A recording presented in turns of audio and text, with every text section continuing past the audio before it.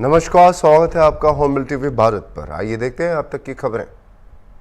मुख्य चुनाव आयुक्त राजीव कुमार ने शुक्रवार को जम्मू कश्मीर और हरियाणा में विधानसभा चुनाव के कार्यक्रम की घोषणा की। जम्मू कश्मीर में 3 चरणों में 18 सितंबर, 25 सितंबर और 1 अक्टूबर को मतदान होंगे। वोटों की गिनती 4 अक्टूबर को होगी। यहाँ जम्मू कश्मीर चुनाव का विस्तृत कार्यक्रम दिया गया है। अनुच्छेद 370 के निरस्त होने के बाद 2019 में केंद्र शासित प्रदेश में विभाजित होने के बाद जम्मू और कश्मीर में पहली बार विधानसभा चुनाव होंगे। पूर्ववर्ती राज्य में 2024 में लगभग 87 सीटों पर विधानसभा चुनाव हुए थे और उस समय मुफ्ती मोहम्मद सईद के नेतृत्व वाली पीपल्स डेमोक्रेटिक पार्टी ने 28 सीटें हासिल की थी, जबकि भाजपा ने 25 सीटें जीतकर सबको चौंका दिया था। Elections in J&K will be held in 3 phases. So this is a shorter period.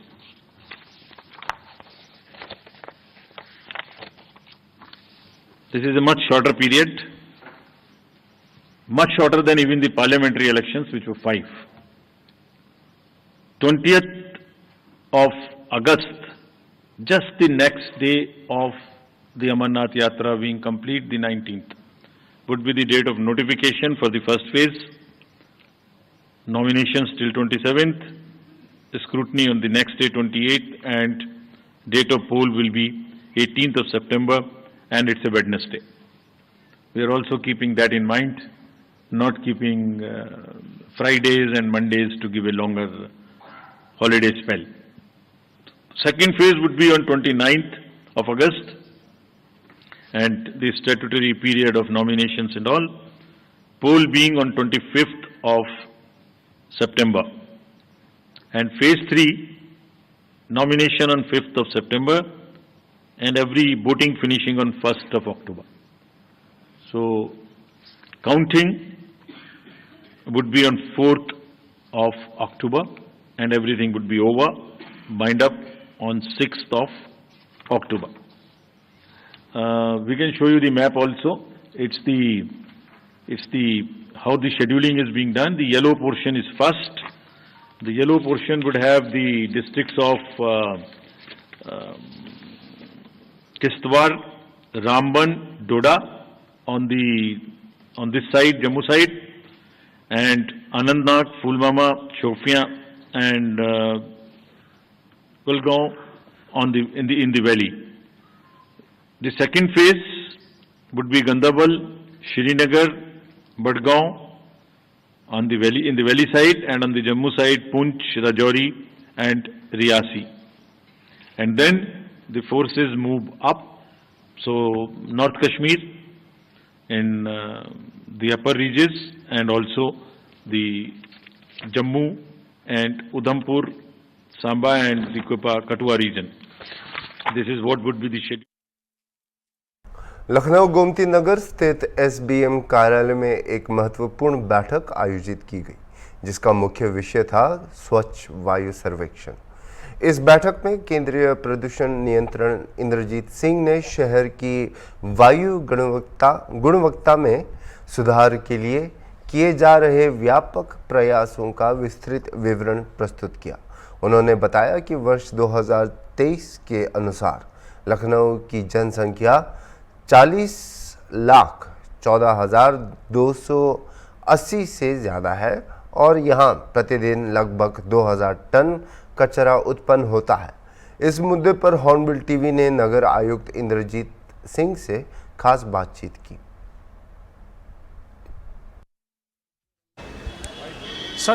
स्वच्छ वायु संरक्षण की बैठक हुई थी। इस मुद्दे पर बातचीत करने के लिए हमारे साथ नगर आयुक्त सर, वायु को बचाने के लिए बैठक हुई थी, उसको इस पर क्या बैठक पर निर्णय लिए गए? देखिए, जो लखनऊ नगर निगम एयर क्वालिटी पे काम कर रहा है, सारे विभागों के साथ मिलके भारत सरकार की एक टीम आई थी, जिसमें नीरी नागपुर के थे और सेंट्रल पोल्यूशन कंट्रोल बोर्ड और स्टेट पोल्यूशन कंट्रोल बोर्ड के मेंबर्स थे।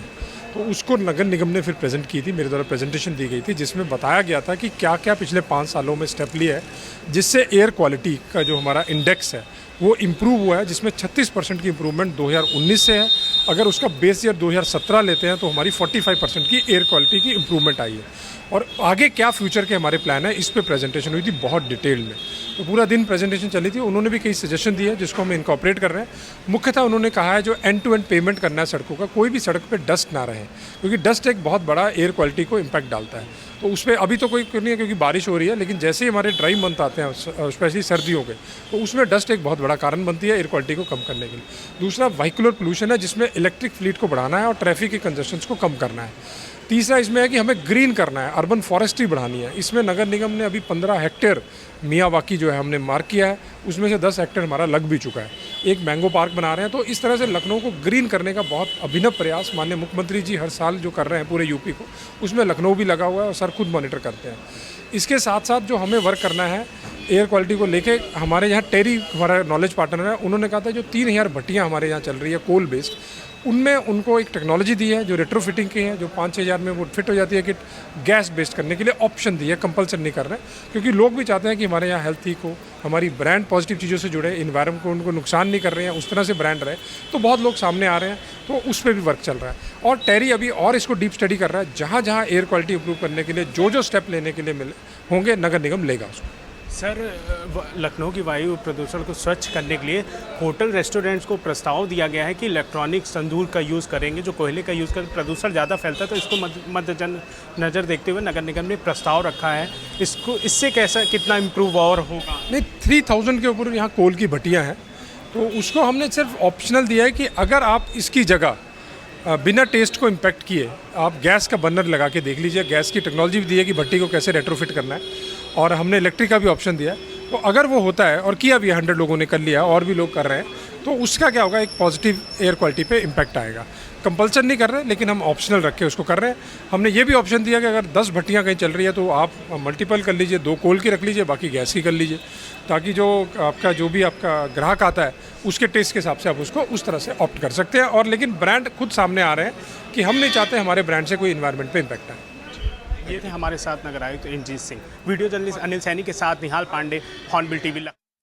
भारतीय जनता पार्टी के प्रवक्ता सुधांशु त्रिवेदी ने बंगाल और उत्तर प्रदेश में हो रही घटनाओं पर चिंता जताई। उन्होंने कहा कि बंगाल में हाल ही के हुई घटनाएं मानवता को ठेस पहुंचा रही है और इनका लंबे समय से जारी रहना चिंता का विषय है।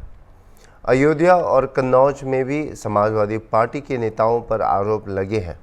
त्रिवेदी ने प्रियंका गांधी और राहुल गांधी की चुप्पी पर सवाल उठाया और आरोप लगाया कि इन नेताओं के लिए अपराधियों को संरक्षण देना आम बात हो गई है।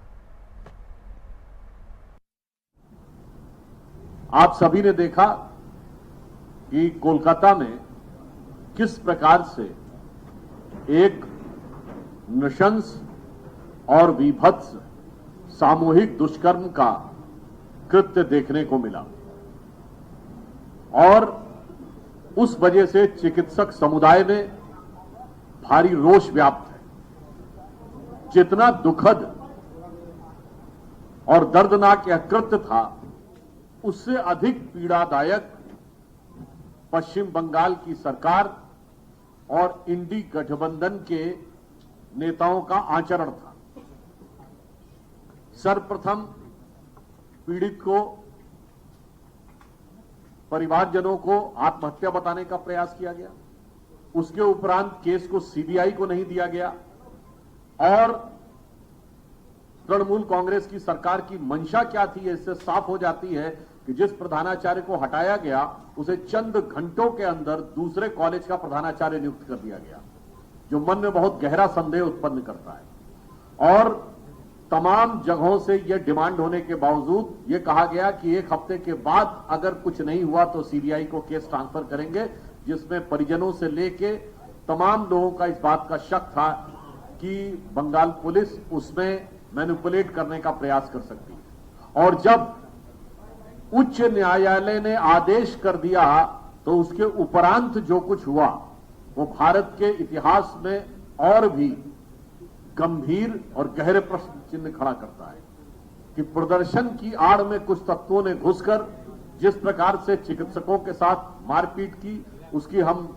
कड़े शब्दों में निंदा करते हैं, परंतु उसके साथ ही साथ यह पूरा संदेह हुआ कि यह तथ्यों को मिटाने का, साक्ष्यों को मिटाने का एक षड्यंत्र हो सकता है, क्योंकि वहां के कई कर्मचारियों के ये बयान आए हैं कि वो भीड़ में उपद्रवी तत्व जो तोड़फोड़ कर रहे थे, वो उस कमरे का, सेमिनार हॉल का रास्ता पूछ रहे थे जहां पर यह कुकृत्य हुआ था। अर्थात एक घटना नहीं है, एक मानसिकता है, और यह मानसिकता पश्चिम बंगाल में आज से नहीं चल रही है। 2012 में संतारगाछी की घटना हो, 2013 में कामधुनी की घटना, 2014 में वीरभूमि, 2015 में कंधमाल, 2015 में पार्क स्ट्रीट का सामूहिक बलात्कार कांड हुआ हो, 2020 में एक आदिवासी कार्यकर्ता जो भारतीय जनता पार्टी की थी उसके साथ दुष्कर्म किया गया, 2021 में चुनाव संपन्न होने के बाद जो हुआ वो तो पूरे देश ने देखा किस ढंग से सुनियोजित हिंसा राज्य सरकार के संरक्षण में हुई। और उसके बाद 2022 में हंसखाली, और इसी वर्ष आपको याद हो शाहजहां शेख किस शहंशाही अंदाज में पुलिस के संरक्षण में चलता हुआ दिखता था। वो लगता ही नहीं था कि पुलिस की हिरासत में है या पुलिस उसकी सिक्योरिटी में चल रही है। और आदिवासी महिलाओं के साथ इतने गंभीर आरोपों के बाद फिर जुलाई में हावड़ा का विषय हो, और आपको याद हो इस घटना से पहले उत्तरी दिनाजपुर में एक महिला को कोड़े से पीटा गया, और इसके बाद क्या कहा गया, वहां के विधायक हमीदुर रहमान के द्वारा कहा गया कि नहीं वो तो महिला का चरित्र खराब था, और यहां तक कि उसमें मजहबी कानून की दुहाई दी गई कि जो हो रहा था वो सही था। इसलिए हमने कहा वो मानसिकता थी जिसने बढ़ते बढ़ते आज आपराधिक तत्वों के हौसले इतने बुलंद किए कि इस दुखद घटना के बाद तोड़फोड़ करके साक्ष्यों को नष्ट करने का षड्यंत्र रचा जा रहा है।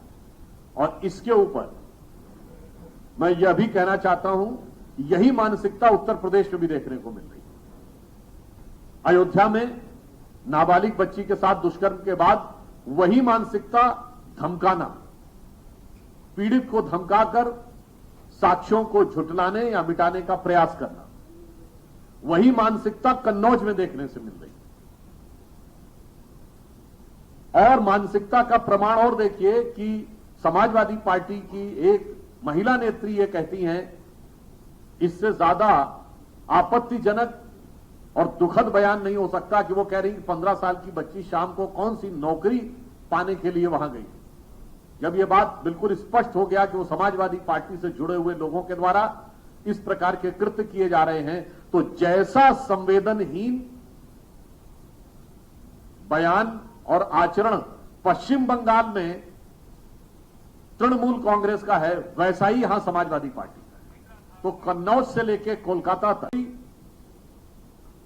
घृणा, विद्वेष के साथ साथ अपराधियों को संरक्षण देने की एक खतरनाक मानसिकता दिखाई पड़ रही है।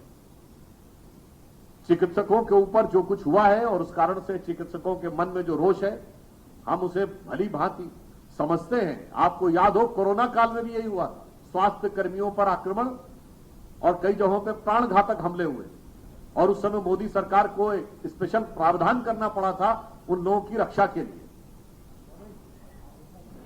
तो मैं आज ये भी पूछना चाहता हूं कि हम उत्तर प्रदेश में हैं, तो यहीं से प्रियंका गांधी जी ने नारा दिया था, लड़की हूं लड़ सकती हूं। आज लड़कियों के साथ अयोध्या, कन्नौज से लेकर कोलकाता तक जो हो रहा है, उसके ऊपर आपके मुंह में दही क्यों जमा हुआ है? हम पूछना चाहते हैं सोनिया गांधी जी से और राहुल गांधी जी से, जो अब यूपी के 2 लड़कों में बड़के वाले लड़के हो गए हैं, उनसे हम ये पूछना चाहते हैं कि आपकी मोहब्बत की दुकान में ये क्या सिर्फ अपराधी, भ्रष्टाचारी और बलात्कारी सामान ही उपलब्ध है? हम पूछना चाहते हैं राहुल गांधी जी से कि यदि बंगाल में आपके सबसे प्रमुख नेता, जो पिछली लोकसभा में नेता प्रतिपक्ष रहे, अधीर रंजन चौधरी जी ने कहा है कि there is no democracy in Bengal, और वो कहते हैं कि ममता बनर्जी पूरी तरीके से तानाशाह हैं और वो अपराधियों का संरक्षण कर रही हैं, उसके बाद आप किस मुंह से उनके साथ गठबंधन कर रहे हैं? ऐसा विचित्र उदाहरण आपको देखने में नहीं मिलेगा कि गठबंधन में रहते हुए दल एक दूसरे के खिलाफ इस प्रकार की भाषा बोलते हो। तो इसलिए हम इंडी गठबंधन के समस्त रचनाकारों से यह भी पूछना चाहते हैं और हम ये कहना चाहेंगे, ये वही उत्तर प्रदेश है जहां एक दौर में ये शर्मनाक बयान दिया गया था कि लड़कों से गलती हो जाएगा, और जब से इन दो लड़कों की ताकत बढ़ी है तब से आपराधिक तत्वों की हिम्मत और हिमाकत भी बहुत तेजी से बढ़ती हुई नजर आ रही है। और इस समय इन दो लड़कों से गलती नहीं हो रही है, ये अपराधियों को संरक्षण करने का अपराध किया जा रहा है। और इससे पूर्व भी ये पार्टियां सदैव अपराधियों को, यहां तक कि आतंकवादियों को भी प्रश्रय देती रही। अखिलेश यादव जी से मैं पूछना चाहूंगा कि जब आपकी पार्टी के नेता सीधे इस प्रकार के दुष्कर्म में संलिप्त हैं, तो उसके उपरांत भी आपकी तरफ से कोई प्रभावी कार्रवाई न होकर बल्कि इन अपराधियों को कवर फायर देने का प्रयास, देखिए दोनों दल एक दूसरे के अपराधियों को कवर फायर दे रहे हैं। जैसे अपराधी लोग आते ना, कहते मैं ये काम करूंगा तो तुम यहां पे अटेंशन डाइवर्ट करना और तुम ये अटेंशन डाइवर्ट करना। तो मैं अखिलेश यादव जी से भी कहना चाहूंगा कि आप जो पीडीए का नारा देते थे, वैसे इसकी परिभाषा वो लोग अपने सुविधानुसार समय समय पे बदलते रहे हैं। कभी ए का मतलब अल्पसंख्यक हो जाता, कभी वो कहते हैं ए का मतलब आदिवासी है, और जब से पांडे जी को नेता प्रतिपक्ष बनाया है तो ए का मतलब अगड़ा भी बोलने लगते हैं। पर अब इस घटना के बाद जो उनकी मानसिकता उभर कर सामने आई है, उससे अब ये पीडीए तो मुखौटा है और इसके पीछे का असली चेहरा है परिवारवादी, दबंग और अपराधी। ये असली चेहरा है समाजवादी पार्टी का, ये असली डीएनए है कि दबंग और अपराधियों के माध्यम से परिवारवाद की सत्ता को पुनः प्राप्त करना अथवा सुनिश्चित करना। और ये मैं ऐसे नहीं कह रहा हूं, ये पश्चिम बंगाल की मुख्यमंत्री ममता बनर्जी ने शुक्रवार 16 अगस्त को कोलकाता के आरजी कर मेडिकल कॉलेज और अस्पताल में एक महिला डॉक्टर के साथ बलात्कार और हत्या के खिलाफ विरोध मार्च निकाला। उन्होंने पीड़िता के लिए न्याय और आरोपियों के लिए मौत की सजा की मांग की। बनर्जी के साथ आए टीएमसी कार्यकर्ताओं ने आरोपियों को मौत की सजा देने के नारे लगाए और यह मांग मुख्यमंत्री पहले ही कर चुकी है। 9 अगस्त को आरजी कर मेडिकल कॉलेज एवं अस्पताल के सेमिनार कक्ष में महिला स्नातकोत्तर परीक्षण डॉक्टर के साथ कथित तौर पर बलात्कार किया गया और उसकी हत्या कर दी गई। इस मामले पर कोलकाता उच्च न्यायालय के आदेश के बाद मामला केंद्रीय जांच ब्यूरो एसबीआई को सौंप दी गई। केंद्रीय एजेंसी की टीम 14 अगस्त को कोलकाता पहुंची और स्थानीय पुलिस से मामला अपने हाथ में ले लिया।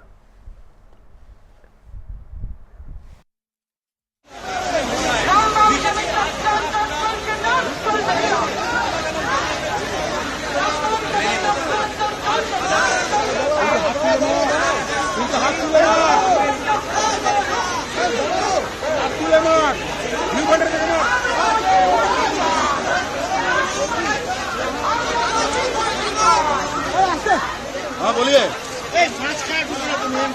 अरे कोलकाता ही है, ममता कोलकाता के से बाहर कहाँ जाएगा।